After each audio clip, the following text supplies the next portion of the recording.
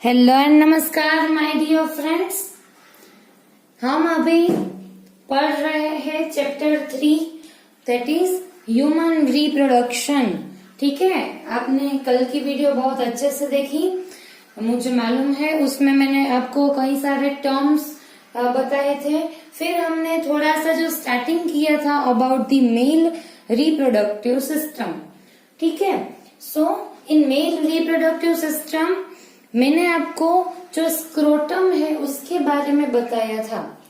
ठीक है, मैंने आपको क्या बताया कि जो पूरी रिप्रोडक्टिव सिस्टम है, ठीक है, यानी कि ऑर्गन सिस्टम है जिसमें कई सारे पार्ट्स रहते हैं, testis, seminal vesicle, prostate gland, epididymis, ठीक है, स्क्रोटम सेक। सो उसमें वन बाय वन हम जो सारे स्ट्रक्चर्स है उसके बारे में पढ़ने वाले हैं। ठीक है, इतना क्लियर है बेटा। हमने स्क्रोटम के बारे में मैंने आपको बताया और आपको मालूम है कि one pouch like structure present in between the legs and it is extra abdominal. ठीक है, वो एब्डोमिन रीजन में नहीं है। कहाँ पे लोकेटेड है? Outside the abdomen region. ठीक है, उसके कारण ही उसे क्या बोलते हैं? Extra abdominal. ठीक है, और वो जो पाउच लाइक स्ट्रक्चर है दैट इज स्क्रोटम, और उसमें स्क्रोटल सेप्टम प्रेजेंट रहता है, जो कि दोनों ही जो सेक है स्क्रोटम सेक उसको डिवाइड करते हैं, अलग करते हैं। ठीक है, ये जो सेप्टम है उसे एक्सटर्नली भी देखा जाता है। ठीक है, विजिबल है एक्सटर्नली भी। सो उसे क्या बोलते हैं? Scrotal Rafe.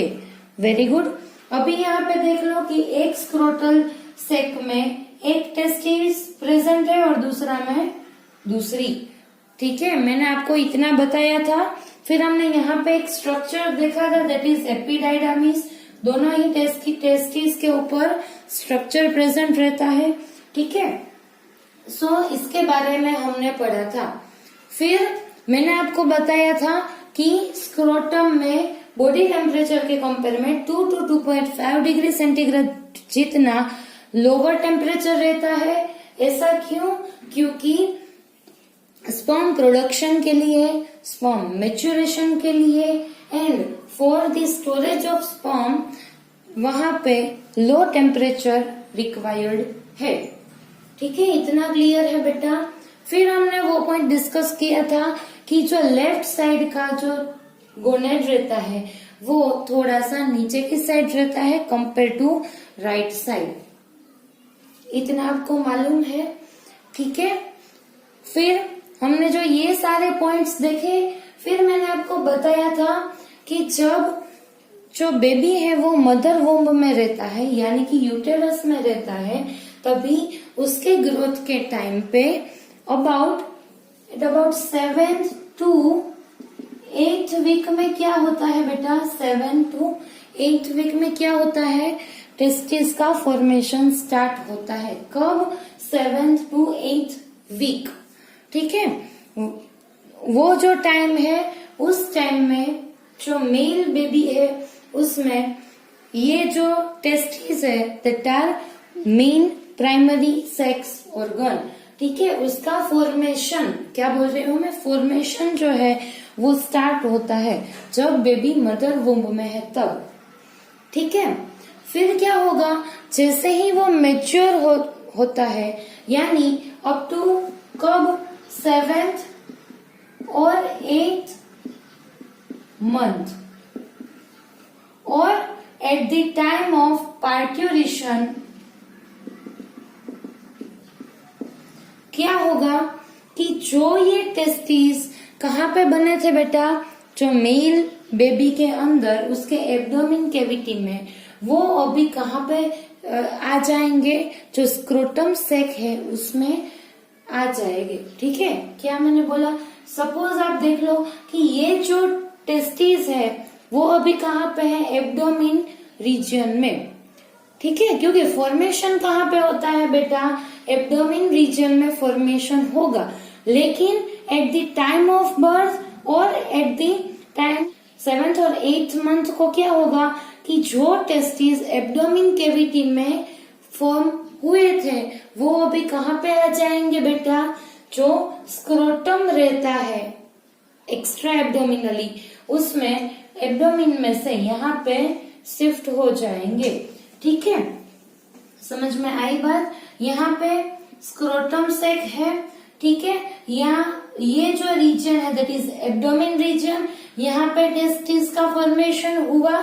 कब स्टार्ट हुआ formation, 7th to 8th week में, ठीक है, ऑफ द प्रेगनेंसी, तब टेस्टिस का जो फॉर्मेशन है वो स्टार्ट हुआ।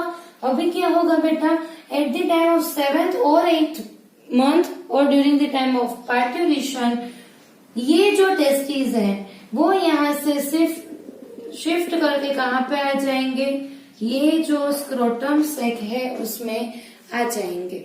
समझ में आया बेटा।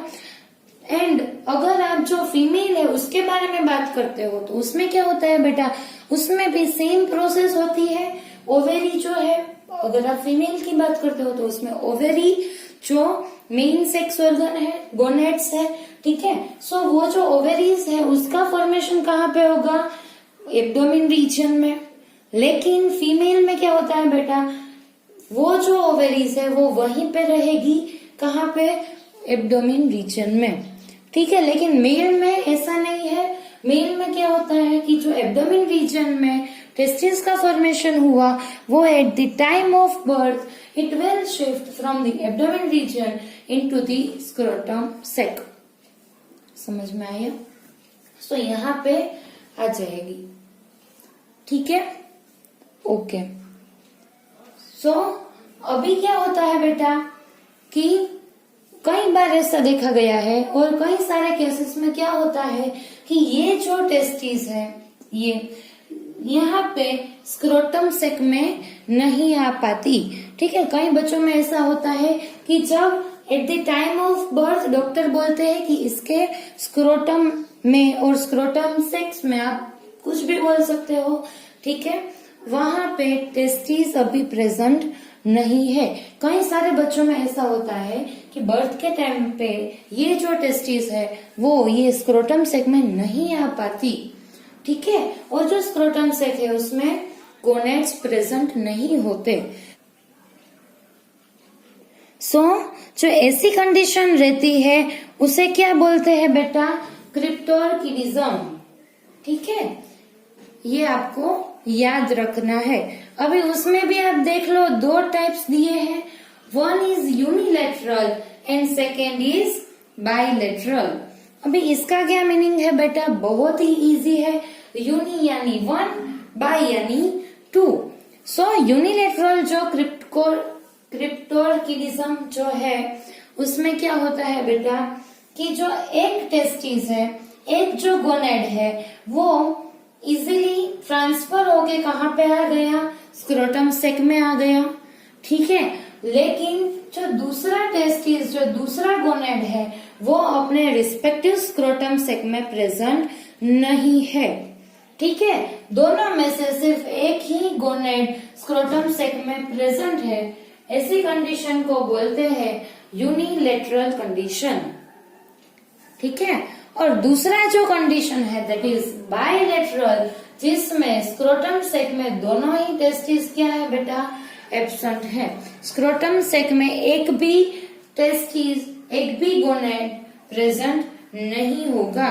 सो उसे क्या बोलते हैं बेटा, बाइलेटरल कंडीशन। ये आपको याद रखना है, ठीक है। सो इतना क्लियर हुआ बेटा, ओके ओके।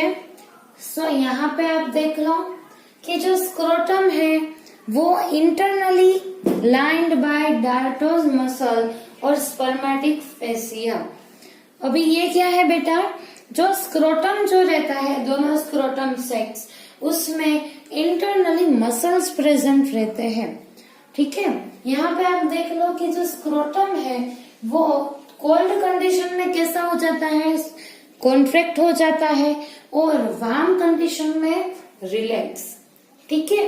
ये आपको याद रखना है कि कोल्ड कंडीशन में कॉन्ट्रैक्ट होता है और वार्म कंडीशन में रिलैक्स होता है, बिकॉज टेम्परेचर मेंटेन करना बहुत नेसेसरी है। In this scrotum sex, because वहां पे टेस्टिस प्रेजेंट है और टेस्टिस को स्पर्म के सिंथेसिस के लिए, स्टोरेज के लिए, मैच्योरेशन के लिए पर्टिकुलर टेम्परेचर चाहिए। ठीक है, और अगर एनवायरमेंट में लो टेम्परेचर है यानी कि कोल्ड एनवायरमेंट है, तो अभी क्या होता है कि जो स्क्रोटम है वो कॉन्ट्रैक्ट हो जाता है और वार्म कंडीशन में रिलैक्स हो जाता है। और कई बार क्या होता है कि जो मेल है, या आप बोल सकते हो कि किसी भी मैन को, if they are doing the job in such a area और the place where there is a continuous high temperature, then क्या होगा कि जो उसकी chances of degenerate or the damage to the testes will increase।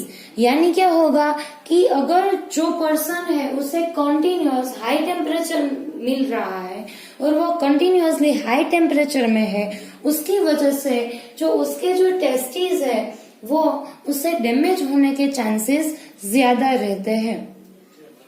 ठीक है, समझ में आया बेटा? सो ऐसा भी देखने को मिला है कि ऐसे पर्सन में टेस्टिस जो है वो डीजनरेट और डिस्ट्रॉय हो जाते हैं। ठीक है, उससे क्या होगा कि वो इफेक्टिवली स्पर्म का प्रोडक्शन नहीं कर पाएगा। ओके, और अभी आप देख लो कि कई सारे जो मेल है, अभी आप एक रिसेंट सर्वे की अकॉर्डिंग क्या होता है कि पहले की टाइम के कंपेयर में अभी जो मेन है उसमें स्पर्म प्रोड्यूस करने की कैपेसिटी जो है और जो स्पर्म के नंबर सीमेन में रहते हैं वो कंपेयर में लो पाए गए हैं।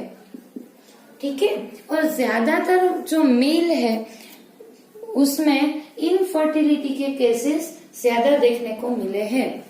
वाई ऐसा क्यों है? क्योंकि हमारी जो लाइफस्टाइल है वो चेंज हो गई है, जो फूड हैबिट है वो चेंज हो गई है। ठीक है, मैंने आपको अगले लेक्चर में भी बताया था। और due to smoking and all, जो ज्यादा स्मोक करते हैं, जो अल्कोहलिक पर्सन रहते हैं, उसमें क्या होता है कि स्पर्म प्रोड्यूस करने की कैपेसिटी जो है वो लो हो जाती है।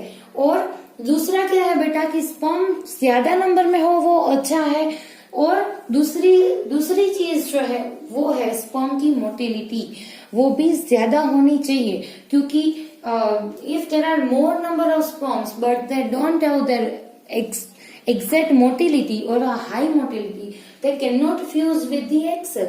ठीक है, and there is a no event of fertilization occur. So motility भी ज्यादा होनी चाहिए, नंबर भी ज्यादा होने चाहिए। ठीक है, ओके। सो आप यहाँ पे देख लो कि इंटरनली जो स्क्रोटम है वो उसमें क्या प्रेजेंट है, डायटोस मसल। वो क्या करेगा, regulation of temperature in cold environment. वो जो टेस्टीज में कोल्ड एनवायरमेंट के टाइम में टेम्परेचर का रेगुलेशन करेगा, क्योंकि ज्यादा लो टेम्परेचर भी नहीं चाहिए। ठीक है, ज्यादा लो टेम्परेचर और ज्यादा हाई टेम्परेचर दोनों टेस्टिस के स्पर्म प्रोडक्शन में अफेक्ट करेगा। ठीक है, इसी कारण से जो स्क्रोटम है वो इंटरनली डायटोस मसल से लाइंड होंगे। ठीक है, वहां पे डायटोस मसल्स प्रेजेंट रहते हैं। इतना क्लियर है बेटा? दूसरा कुछ नहीं, आपको ये याद रखना है। कई बार ये लोग पूछ लेते हैं कि डायटोस मसल क्या है और उसका फंक्शन क्या है, लेकिन आपको क्या याद रखना है कि regulation of temperature in cold environment. कई बार बच्चे क्या करते हैं कि हाई टेम्परेचर यहाँ पे वार्म एनवायरमेंट लिख के आते हैं और उसमें कंफ्यूज हो जाते हैं। लेकिन जो डायटोस मसल है वो कोल्ड एनवायरमेंट में टेम्परेचर रेगुलेट करता है। ठीक है, इतना क्लियर हो गया। अभी यहाँ पे देख लो स्पर्मेटिक कोड। अभी स्पर्मेटिक कोड क्या है बेटा? मैंने आपको बताया कि जो टेस्टिस है, जो कि गोनेट्स है, ठीक है, प्राइमरी मेल रिप्रोडक्टिव ऑर्गन जो है, ठीक है, सेक्स ऑर्गन, वो कहाँ पे प्रेजेंट है? स्क्रोटम सेक में एक्स्ट्रा एब्डोमिनली प्रेजेंट रहते हैं। ठीक है, लेकिन वो जो टेस्टिस गोनेट्स है वो एब्डोमिन रीजन से कनेक्ट भी रहते हैं, क्योंकि उसे भी ब्लड की सप्लाई चाहिए, लिम्फ्स की सप्लाई चाहिए, न्यूट्रिएंट्स की सप्लाई चाहिए। ठीक है, समझ में आया? वो कनेक्टेड रहते हैं। उससे क्या होगा कि उसे जो चाहिए वो उसे मिलता रहे। किससे कनेक्ट होगा? एब्डोमिनल कैविटी से। ठीक है, सो कैसे कनेक्ट रहेगा? By the spermatic cord. जो स्पर्मेटिक कॉर्ड है वो क्या करेगी? जो टेस्टिस है, जो दोनों गोनेट्स है जो कि स्क्रोटम में प्रेजेंट है, उससे किससे कनेक्ट करेगी? एब्डोमिन रीजन से, ताकि उसे जो भी चीजें चाहिए वो उसे मिल सके। ठीक है, अभी स्पर्मेटिक जो कॉर्ड है वो किससे बनी है? स्पर्मेटिक कॉर्ड में ऐसा क्या प्रेजेंट होगा? मैंने अभी बताया कि जो हमारे जो टेस्टिस है, जो कि गोनेट्स है, उसे ब्लड चाहिए। ठीक है, न्यूट्रिएंट्स चाहिए। सो जो स्पर्मेटिक कॉर्ड है उसमें क्या प्रेजेंट रहेगा? ऑफ कोर्स क्या प्रेजेंट होगी? ब्लड वेसल्स प्रेजेंट होगी। ठीक है, मैं यहाँ पे आपको लिख देती हूँ। ब्लड वेसल्स, यानी ब्लड वेसल्स में क्या आती है बेटा? आर्टरी एंड वेन, दोनों को ब्लड वेसल्स बोलते हैं ना। ठीक है, फिर क्या प्रेजेंट होगी? नर्व्स प्रेजेंट होगी। नर्व्स, कोई अगर आपको बोले कि ऐसा बॉडी का कौन सा रीजन है जहां पे नर्व्स प्रेजेंट नहीं होगी, ऐसा कोई भी रीजन नहीं है। ठीक है, वरना वो फंक्शनल ही नहीं होगा। नर्व्स तो चाहिए उसके नॉर्मल फंक्शनिंग के लिए। ठीक है, सो नर्व्स प्रेजेंट होगी। देन मैंने बोला कि लिम्फ भी चाहिए। लिम्फ का क्या रोल है वो तो आपने 10th में ही पढ़ लिया है। ठीक है, इसीलिए आपको मालूम है। सो इसके लिए क्या चाहिए? Lymphatic vessels. ठीक है, समझ में आया? फिर क्या होगा? One more thing is present there, that is vas deferens. अभी वास डेफरेंस का क्या रोल है वो अभी, इसके बाद टेस्टिस के बारे में मैं आपको बताती हूँ। उसके बाद ये जो सारे वेसल्स है, seminal vesicle, vas deferens, prostate gland, सारी जो वेसल्स है उसके बारे में मैं 1 by 1 सारे स्ट्रक्चर्स के बारे में आपको बता दूंगी। ठीक है, सो ये स्पर्मेटिक कॉर्ड जो है उसमें artery, when, lymphatic vessels and vas deferens present रहते हैं। समझ में आया? ओके, एंड जो एब्डोमिनल कैविटी है उसके कौन से साइड ये अटैच रहता है? स्पर्मेटिक कॉर्ड डोर्सल साइड में। कहाँ पे बेटा? डोर्सल। ठीक है, आपको मालूम है डोर्सल साइड किससे बोलते हैं, वेंट्रल साइड किससे बोलते हैं, ये जनरल टर्म्स है बायोलॉजी में। ठीक है, इतना क्लियर हो गया? ओके, अभी one more term that is inguinal canal. अभी ये क्या है बेटा? इंग्यूइनल कैनाल, कि ये जो स्पर्मेटिक कॉर्ड है वो कहाँ से पास होती है? Through the inguinal canal. Inguinal canal is the canal-like structure which passes from the abdominal cavity to scrotum sacs. यानी कि ये जो स्पर्मेटिक कॉर्ड है वो भी किसमें से पास होगी? इंग्यूइनल कैनाल में। ये जो स्ट्रक्चर है ये कैनाल लाइक स्ट्रक्चर है जिसमें से स्पर्मेटिक कॉर्ड जो है वो ऐसे पास होती है। ठीक है, दूसरा कुछ नहीं है, ये स्ट्रक्चर का नाम है। ठीक है, ये स्पर्मेटिक कॉर्ड है जो कि इंग्यूइनल रिंग रहती है, उसके उतना डिटेल में आपको नहीं पढ़ना है, उससे कवर रहती है। ठीक है, इतना ही आप याद रखो कि जो एब्डोमिनल कैविटी है उसके बाद एक कैनाल लाइक स्ट्रक्चर आएगा, उसके बाद जो स्क्रोटम है वो वाला स्ट्रक्चर आएगा। ठीक है, और एक बात मैं आपको बता दूं कि जब जो बर्थ के टाइम पे टेस्टिस जो है वो एब्डोमिन रीजन से कहाँ पे शिफ्ट होते हैं? स्क्रोटम में शिफ्ट होते हैं। तभी क्या होता है बेटा? वो एब्डोमिनल कैविटी में से पहले इंग्यूइनल कैनाल में आएंगे, फिर वहां से स्क्रोटम में चले जाएंगे। ठीक है, कई सारे जो बेबीज है उसमें ऐसा भी होता है कि टेस्टिस जो है वो इंग्यूइनल कैनाल में ही वहीं पे हो। ठीक है, समझ में आया? कई सारे जो बच्चे हैं उसमें एब्डोमिनल कैविटी में रह जाते हैं, कई सारे जो है इसमें इंग्यूइनल कैनाल में भी रह जाते हैं। ठीक है, सो ये जो कैनाल है दैट इज इंग्यूइनल कैनाल, जिसमें से स्पर्मेटिक कॉर्ड जो है वो पास होगी। इतना समझ में आया बेटा? और अगर फिर भी आपको कोई क्वेरी हो आप मुझे कमेंट बॉक्स में कमेंट करके पूछ सकते हो। ठीक है बेटा। अभी नाउ दी ग्यूबरमेक्युलम और मेसोरकियम। अभी ये क्या है बेटा? ये जो है एक स्ट्रक्चर है जिससे जो टेस्टिस है वो स्क्रोटम के साथ कनेक्ट होती है। किसके साथ बेटा? स्क्रोटम के साथ। यानी कि जो टेस्टिस है वो स्क्रोटम से की जो वॉल रहती है, ठीक है, मैंने आपको यहाँ पे बताया था कि ऐसे स्क्रोटम सेक प्रेजेंट है। ठीक है, सो यहाँ पे टेस्टिस प्रेजेंट रहती है। ठीक है, सो यहाँ पे एक स्ट्रक्चर रहता है, फाइब्रस स्ट्रक्चर, जिसे ग्यूबरमेक्युलम बोलते हैं, पेड लाइक स्ट्रक्चर, जिससे जो टेस्टिस है वो स्क्रोटम सेक की जो वॉल रहती है उससे कनेक्ट होती है। ठीक है, ये जो स्ट्रक्चर है फ्लेक्सिबल है, इलास्टिक फाइबर से भी बना होगा, उसमें इलास्टिक फाइबर्स भी प्रेजेंट रहते हैं। इसे मेसोरकियम भी बोलते हैं। कई बार क्वेश्चन ये टर्म से भी पूछ लेते हैं। समझ में आया बेटा?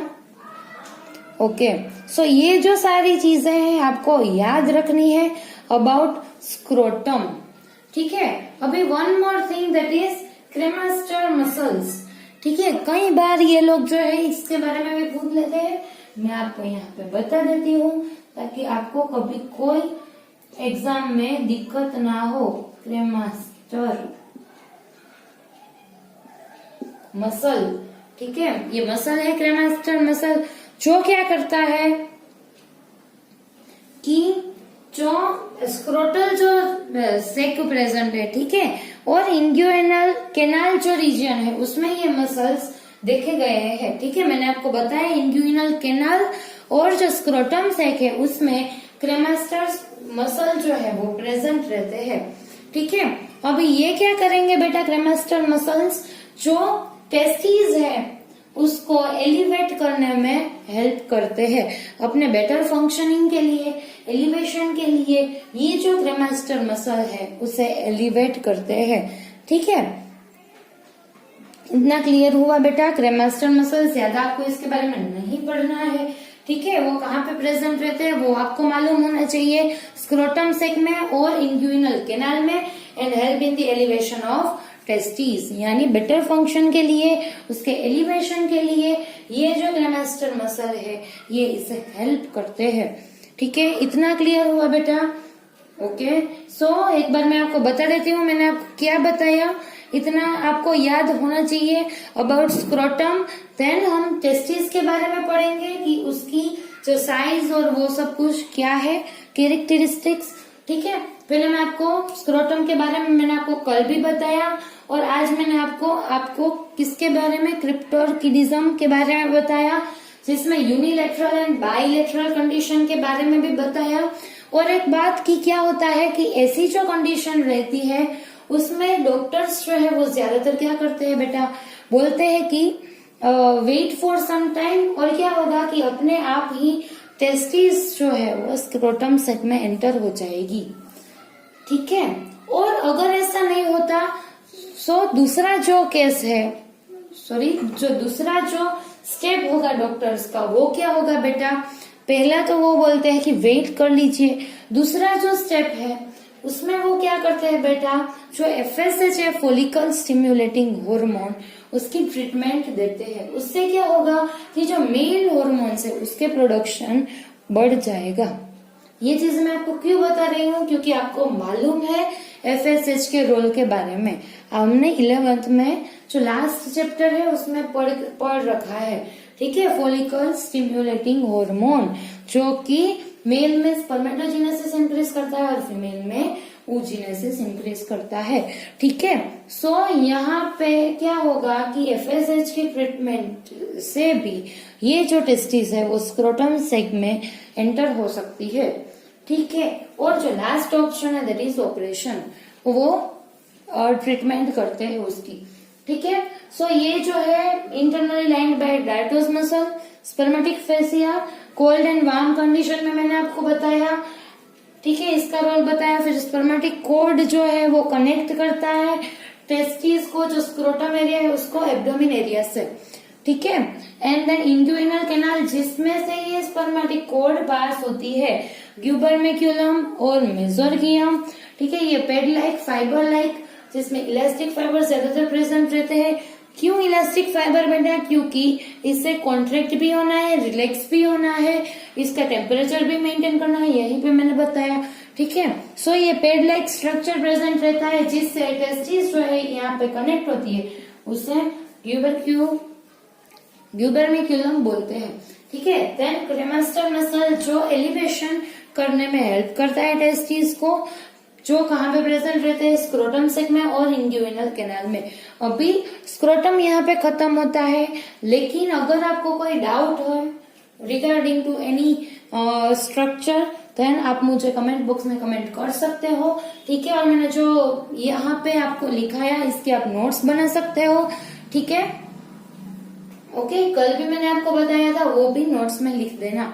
ठीक है, स्क्रोटम सेक्टम, ग्राफे, वो सारी जो चीजें है वो आपको मालूम होनी चाहिए, स्क्रोटम सेक। ठीक है, सबके बारे में इतना क्लियर है। ओके, सो अभी मैं आपको किसके बारे में बता दूंगी? टेस्टिस के बारे में। ओके, सो जो टेस्टिस है वो मेसोडर्मली अराइज होते हैं। ठीक है, हमें जो कोई भी ऑर्गन है, हम आपको मालूम है कि मेसोडर्म में से अराइज होते हैं। जो कई सारे जो हमारे बॉडी के पार्ट्स है वो एंडोडर्म में से अराइज होते हैं, कई जो सारे हैं वो एक्टोडर्म में से अराइज होते हैं। आपको मालूम है, आपने 11th में पढ़ा है इसके बारे में डिटेल में। ठीक है, कि ये जो 3 लेयर है उसके बारे में। ठीक है, सो ये जो टेस्टिस है वो मेसोडर्मली अराइज होते हैं, ये आपको याद रखना है। अभी जो टेस्टिस है वो प्राइमरी मेल रिप्रोडक्टिव ऑर्गन है। ठीक है, और इसकी जो साइज है वो लेंथ क्या है बेटा? 4 to 5 सेंटीमीटर, एंड जो विड्थ है वो है 2 to 3 सेंटीमीटर। ठीक है, सो ये 4 to 5 सेंटीमीटर लॉन्ग हो गए और 2 to 3 सेंटीमीटर ब्रॉड। ठीक है, सो ऐसी साइज रहती है टेस्टिस की। अगर आपको mm में पूछते हैं तो भी आपको आना चाहिए। ठीक है, सो इतना क्लियर हुआ। 4 to 50 mm and 20 to 30 mm with. ठीक है, क्योंकि मिलीमीटर में जो है सेंटीमीटर आपको कन्वर्ट करना भी आता है। ठीक है, कई बार mm में पूछते हैं, लेकिन बच्चे आता है ऐसे करके सेंटीमीटर वाला ऑप्शन लिख के आ जाते हैं। ठीक है, सो ये आपको ध्यान रखना है। ठीक है, and the shape is the Oval shaped. ठीक है, इसका जो शेप है वो ओवल होगा। ठीक है, इतना क्लियर हो गया बेटा।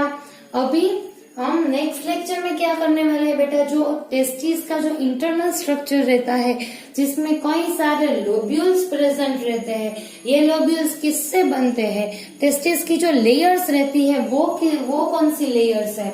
ठीक है, इसके बारे में हम अभी इंटरनल स्ट्रक्चर जो है वो नेक्स्ट लेक्चर में पढ़ने वाले हैं। ठीक है, इतना क्लियर हुआ। अभी आपको ये साइज और जो शेप है वो मैंने आपको बताया। आप एक बार जाके टेक्स्ट बुक में से जो डायग्राम्स दिए हैं वो भी एक बार देख लेना। ठीक है, और नेक्स्ट लेक्चर में जो है मैं आपको बता दूंगी किसके बारे में? जो इंटरनल स्ट्रक्चर रहता है टेस्टिस का, उसके बारे में, और how they can produce the sperms, इसके बारे में मैं आपको बता दूंगी। ठीक है, अभी जो अगले लेक्चर में मैंने आपको 3 क्वेश्चंस दिए थे। One is internal fertilization and external fertilization जो एनिमल्स शो करते हैं, उसके एग्जांपल्स आपको देने थे मुझे, जो कि सारे बच्चों ने दिए हैं। ज्यादातर बच्चों को ये क्वेश्चन जो है वो आता था, क्योंकि आप कई सालों से पढ़ रहे हो इसके बारे में। देन जो सेकेंड क्वेश्चन था that is testicle. What is testicle? ये टर्म मैंने आपको दिया था, शायद आपको कहीं से मालूम हो इसके लिए, लेकिन ज्यादा थोड़े से ही बच्चों को मालूम था कि टेस्टिकल क्या है। टेस्टिकल यानी कि जो टेस्टिस है उसके ऊपर एपिडाइडेमिस प्रेजेंट रहता है। ठीक है, मालूम है बेटा आपको, एपिडाइडेमिस प्रेजेंट रहता है, जिसे क्या बोलते हैं? टेस्टिकल। कंबाइनली जो मैं आपको बता दूं कि ये जो टेस्टी है उसके ऊपर यहाँ पे एपिडाइडमिक स्ट्रक्चर रहता है उसके बारे में भी डिटेल में आपको बता दूंगी। सो ये स्ट्रक्चर जो है पूरा उसे कंबाइनली बोलते हैं टेस्टिकल। ठीक है, ये कॉमन टर्म है टेस्टिकल। ओके, ये सेकेंड क्वेश्चन था। अभी थर्ड क्वेश्चन था दैट इज कि एग लेइंग जो मैमल्स है उसके एग्जांपल्स आपको मुझे देने थे। ठीक है, मैंने आपको बताया कि जो टेस्टिस है वो एक्स्ट्रा एब्डोमिनली लोकेटेड है इन दी स्क्रोटम सैक इन मैमल्स। ठीक है, लेकिन उसमें भी एक्सेप्शन है। कई सारे जो मैमल्स है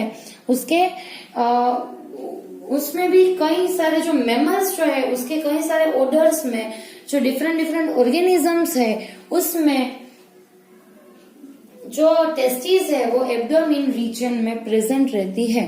ठीक है, समझ में आया मैं क्या बोलना चाहती हूँ? कि कई सारे जो ऑर्गेनिज्म है जिसमें जो टेस्टिस है वो एक्स्ट्रा एब्डोमिनल नहीं रहती, लेकिन एब्डोमिन जो रीजन है उसमें ही प्रेजेंट रहती है। ऐसे एनिमल्स कौन से है बेटा? जिसके एग्जाम्पल्स में एलिफेंट आते हैं, वेल आती है, डॉल्फिन आती है, देन प्लेटिपस। ठीक है, डक बिल्ड प्लेटिपस जो है, ये सारे जो है जिसमें टेस्टिस जो है वो इंट्रा एब्डोमिनल यानी कि एब्डोमिन रीजन में ही रहती है। ठीक है, ये सारे जो एग्जांपल्स है वो ऐसे ऑर्गेनिजम्स है, एलिफेंट, वेल, डॉल्फिन, प्लेटिपस, ठीक है, डक, ये जो सारे एग्जांपल है इसमें टेस्टिस जो है वो एब्डोमिन रीजन में ही रहेगी, बॉडी के बाहर लोकेटेड नहीं होगी। ठीक है, अभी आप देख लो कि मैंने आपसे पूछा था कि जो एग लेइंग मैमल्स है उसके एग्जांपल्स आपको मुझे देने थे। सो यहाँ पे मैंने लिख दिए हैं एग लेइंग मैमल्स के एग्जांपल। ठीक है, जिसमें जो टेस्टिस है वो एब्डोमिन रीजन में प्रेजेंट है। ठीक है, सो इतना क्लियर हुआ। अभी आपके लिए जो क्वेश्चन है वो क्या है बेटा कि प्लेटिपस जो है, ठीक है, उसका साइंटिफिक नेम क्या है? क्योंकि कई बार जो एग्जामिनर है वो प्लेटिपस की जगह पे उसका साइंटिफिक नेम लिख के देता है, फिर आप बोलोगे कि प्लेटिपस तो नहीं दिया। ठीक है, सो उसका जो साइंटिफिक नेम है वो आपको मुझे बताना है, अदरवाइज मैं नेक्स्ट लेक्चर में इसका आंसर दे दूंगी। अगर आपको मालूम है आप यहाँ पे आंसर दे दीजिए कमेंट बॉक्स में। ठीक है, सो इतनी चीजें आपको मालूम होनी चाहिए टेस्टिस के बारे में। अभी इसमें 250 अराउंड लोब्यूल्स भी प्रेजेंट रहते हैं जो किससे बनते हैं वो भी मैं आपको नेक्स्ट लेक्चर में बता दूंगी, internal structure of the testis. ठीक है, so till that watch this video, like this video, share this video, subscribe, and अगर आपको कोई क्वेरी है तो आप मुझे बता सकते हो, और साथ साथ में नोट्स भी बनाते रहना। और क्या है बेटा कि जो डायग्राम्स आपके बुक में दिए हैं वो मैं फिर से बोल रही हूँ, एक बार देख लेना। ठीक है, फिर नेक्स्ट लेक्चर में हम आगे टेस्टिस के इंटरनल स्ट्रक्चर के बारे में पढ़ लेंगे। ठीक है बेटा, okay, thank you so much for watching this video.